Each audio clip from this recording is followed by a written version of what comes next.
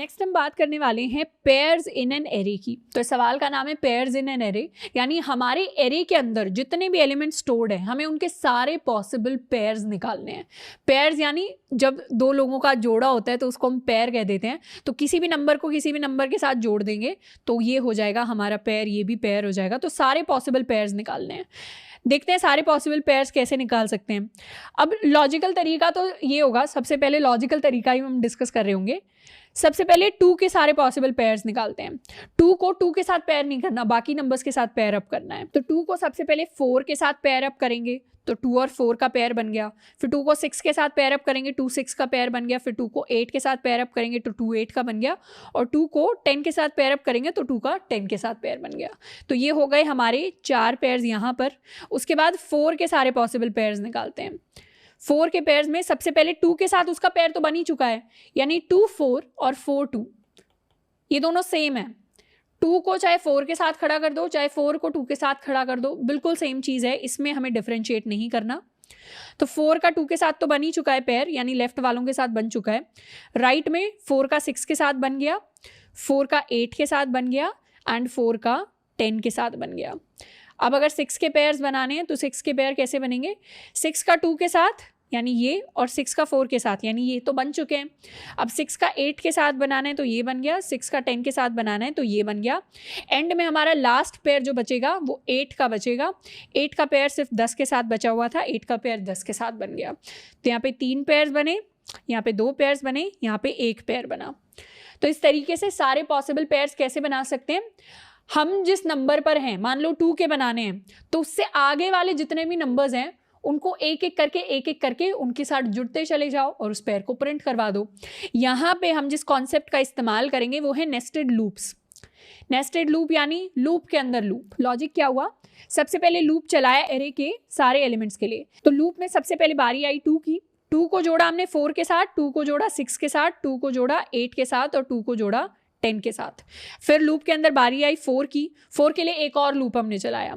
4 को जोड़ा 6 के साथ, 4 को जोड़ा 8 के साथ, 4 को जोड़ा हमने 10 के साथ। फिर दोबारा से बारी आई हमारी 6 की।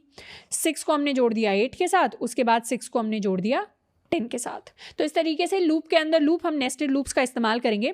आउटर लूप में क्या लिखेंगे? आउटर लूप में लिखेंगे एरे के एलिमेंट्स को। कोड कैसा दिखेगा? कोड कुछ ऐसा दिखेगा। फॉर इंट आई इक्वल्स 0 से लेकर n तक जाएंगे। फिर जो भी हमारा करंट नंबर होगा, करंट नंबर, उसके लिए एक और लूप चलाएंगे। For int j equals current, या करंट की जगह इसको हम नाम देंगे i+1 से लेकर n तक। और यहाँ पे हम सारे पेयर्स को प्रिंट करेंगे। इसके पीछे का लॉजिक क्या है? सबसे पहले तो बारी आएगी 2 की। 2 के लिए किस किस की बारी आएगी? 4 6 8 10, यानी 2 के बाद से कौन से शुरू होते हैं? 2 का इंडेक्स है i, तो i+1 से कौन कौन से इंडेक्स शुरू हो रहे हैं। उसके बाद करेंगे 4 के लिए। 4 के लिए बारी आएगी हमारे पास 6 की, 8 की, 10 की। जब 6 के लिए करेंगे तो 6 के लिए बारी आएगी 8 की और 10 की। सिमिलरली 8 के लिए बारी आएगी सिर्फ 10 की, और 10 के लिए कोई बारी नहीं आएगी, क्योंकि जैसे ही यहाँ पे 8 के बाद 10 आ गया तो 10 के लिए i = हो जाएगा n-1। तो यहाँ पे n से लेकर n तक का लूप कुछ चलेगा नहीं। 10 के साथ कोई भी पेयर्स प्रिंट नहीं हो रहे होंगे। बाद में 10 के जितने भी पेयर्स थे वो ऑलरेडी प्रिंट हो चुके हैं। तो नेस्टेड लूप का हमारा लॉजिक रहेगा पेयर्स प्रिंट करवाने के लिए। इसके लिए कोड लिखकर इसको और समझ लेते हैं। सबसे पहले पेयर्स को प्रिंट करवाने के लिए ना एक फंक्शन लिख लेते हैं। सारे जो काम होते हैं उनको फंक्शन के अंदर करते हैं तो मॉड्यूलैरिटी बनती है कोड के अंदर। यानी आपको पता होता है ये काम करवाना है तो इस फंक्शन को देख लो, ये काम करवाना है तो इस फंक्शन को देख लो, तो वो अच्छा लगता है कोड देखने में। इसको वॉइड टाइप का बनाते हैं, इसको नाम देते हैं प्रिंट पेयर्स। पेयर्स को ये प्रिंट करेगा फंक्शन।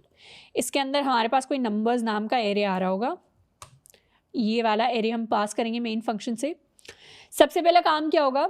एक लूप लगाना। फॉर इंट i = 0, i जब तक less than numbers dot length नहीं हो जाता i++। अब हमारा जो करंट है वो है हमारा नंबर्स ऑफ i, इसको CURR लिख देते हैं। तो पहली बार में जो करंट है ये 2 होगा, फिर ये 4 होगा, फिर ये 6 होगा, फिर ये 8 होगा, फिर ये 10 होगा।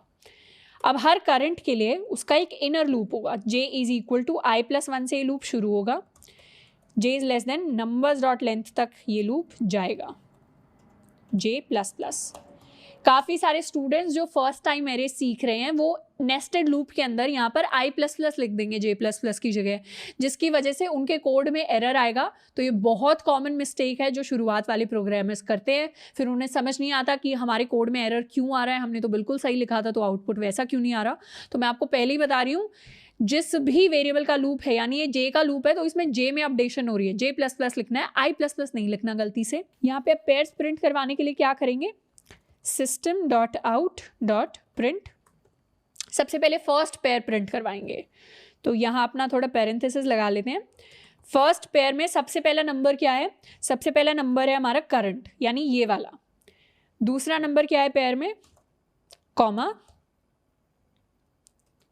दूसरा नंबर है हमारा नंबर्स ऑफ j, यानी करंट का 2 का हमने पहले 4 के साथ पेयर बनाना है, फिर 2 का हमें 6 के साथ पेयर बनाना है, फिर 2 का हमें 8 के साथ पेयर बनाना है, फिर 2 का हमें 10 के साथ पेयर बनाना है। इस तरीके से करंट सेम रहेगा पर नंबर चेंज होता चला जाएगा इस इनर लूप के अंदर। तो यहाँ पे एक क्लोजिंग पैरेंथेसिस भी लगा देते हैं और हर एक पेयर के बाद प्रिंट कर देंगे नेक्स्ट लाइन। तो सारे 2 के पेयर्स प्रिंट हो जाएंगे, फिर नेक्स्ट लाइन, फिर सारे 4 के पेयर्स प्रिंट हो जाएंगे, फिर नेक्स्ट लाइन, फिर 6 के पेयर्स प्रिंट हो जाएंगे, फिर नेक्स्ट लाइन, 8 के पेयर्स प्रिंट हो जाएंगे, फिर नेक्स्ट लाइन। इस तरीके का कुछ सिस्टम रहेगा। ये हमारा प्रिंट पेयर्स फंक्शन बहुत छोटा सा लग रहा होगा, लाइनें बहुत कम लग रही होंगी, लॉजिक बहुत सारा है, लेकिन इसके अंदर क्योंकि कम लाइनों में बहुत खूबसूरती से हमने पेयर्स प्रिंट किए हैं। अब मेन फंक्शन के अंदर से इसको कॉल लगा लेते हैं। प्रिंट पेयर्स के अंदर पास कर दिया हमने अपना नंबर्स एरे। इसको कर लेते हैं सेव और कोड को करते हैं रन। अब ये हमारे पेयर्स प्रिंट हो गए हैं, देखते हैं कैसे प्रिंट हुए हैं। सबसे पहले नंबर 2 के पेयर्स प्रिंट हुए हैं फर्स्ट लाइन में। तो यहाँ क्या हुआ, करंट में स्टोर हुआ 2, उसके बाद 2 के लिए 4 से लेकर 10 तक ये वाला लूप चला होगा।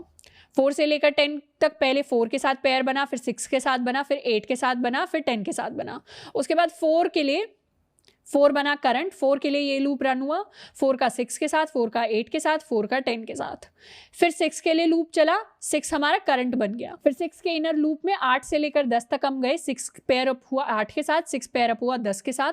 फिर 8 बना करंट, 8 के लिए लूप चला तो 8 का पेयर बना हमारा 10 के साथ।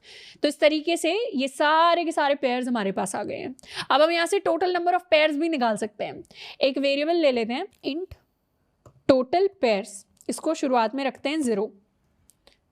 अब हर बार क्या करेंगे, जैसे ही हमने एक नया पेयर प्रिंट करवाया है ना, टीपी को कर देंगे प्लस प्लस, टीपी को कर दिया प्लस प्लस, एंड में टोटल पेयर्स को प्रिंट भी करवा देते हैं। Total pairs is equal to हमारा टीपी। एक बार और अपने कोड को रन कर लेते हैं। टोटल जो पेयर्स आए वो आए 10, 4 प्लस 3 7 प्लस 2 9 प्लस 1 10 पेयर्स आए। एंड इनफैक्ट आप नोटिस करेंगे हर बार जो पेयर है ना वो 1 से कम होते चले जा रहे हैं, 1 से कम होते चले जा रहे हैं। तो ये टोटल नंबर ऑफ पेयर्स निकालने का एक फॉर्मूला भी होता है। तो अगर n एलिमेंट्स होते हैं एक एरे के अंदर तो उसके टोटल पेयर्स निकालने का फॉर्मूला क्या होता है, टीपी होता है n इंटू n-1/2। तो जैसे 5 एलिमेंट्स है तो इनका फॉर्मूला क्या होगा, 5 इंटू 4/2 इज इक्वल टू 10। ये लॉजिक कहाँ से आया, ये लॉजिक ये आया क्योंकि 5 एलिमेंट है तो पहले तो 4 पेयर्स बनेंगे, फिर 3 पेयर्स बनेंगे। तो इस तरीके से 1 + 2 + 3 + 4 ये हो गया sum of n numbers, sorry sum of n-1 numbers. अब सम ऑफ n-1 नंबर्स क्या होता है, n इंटू n-1/2। तो ये सिंपल सा जो हमारा AP का अरिथमेटिक प्रोग्रेशन का फॉर्मूला सम ऑफ AP होता था, जो हमने बेसिक 10th क्लास में 11th क्लास में सीखा होता था, उससे हम यूज करके अपना ये फॉर्मूला निकालते हैं टोटल नंबर ऑफ पेयर्स। अब हो सकता है आपसे पेयर्स प्रिंट करने वाला सवाल ना पूछे इंटरव्यू में, पर ये पूछ सकते हैं टोटल नंबर ऑफ पेयर्स बताओ। तो ये इंपॉर्टेंट है, टोटल नंबर ऑफ पेयर्स कैसे निकल कर आए, ये पार्ट इंपॉर्टेंट है क्योंकि ये पार्ट आपसे कोड भी कराया जा सकता है। ये पार्ट आपसे इंटरव्यूअर आपको सामने बिठाकर पेपर के ऊपर बोलेगा कैलकुलेट करके दिखाएं टोटल पेयर्स कितने होंगे। तो उस सिचुएशन में हमें पता होना चाहिए। अगर इस कोड की टाइम कॉम्प्लेक्सिटी की बात करें तो इस कोड की टाइम कॉम्प्लेक्सिटी हमारे पास निकल कर आएगी n², बिग ऑफ n², क्योंकि यहाँ नेस्टेड लूप यूज हुआ है। आउटर लूप वर्स्ट केस में n टाइम्स चलेगा, इनर लूप n टाइम्स नहीं चलेगा वर्स्ट केस में, बट जो टाइम होगा वो इस तरीके से कैलकुलेट होगा कि n plus n-1 plus n-2 plus n-3 जब तक 1 नहीं हो जाता। यहाँ पे भी सम ऑफ AP हमें लगाना है which will be directly proportional to n square. तो ये वाला जो पार्ट है ये वाला सारे स्टूडेंट्स को समझ नहीं आएगा, तो समझ नहीं आता तो आप हल्का सा स्किप कर सकते हैं, कोई परेशानी नहीं है। जिन्हें समझ में आ गया अच्छी बात है।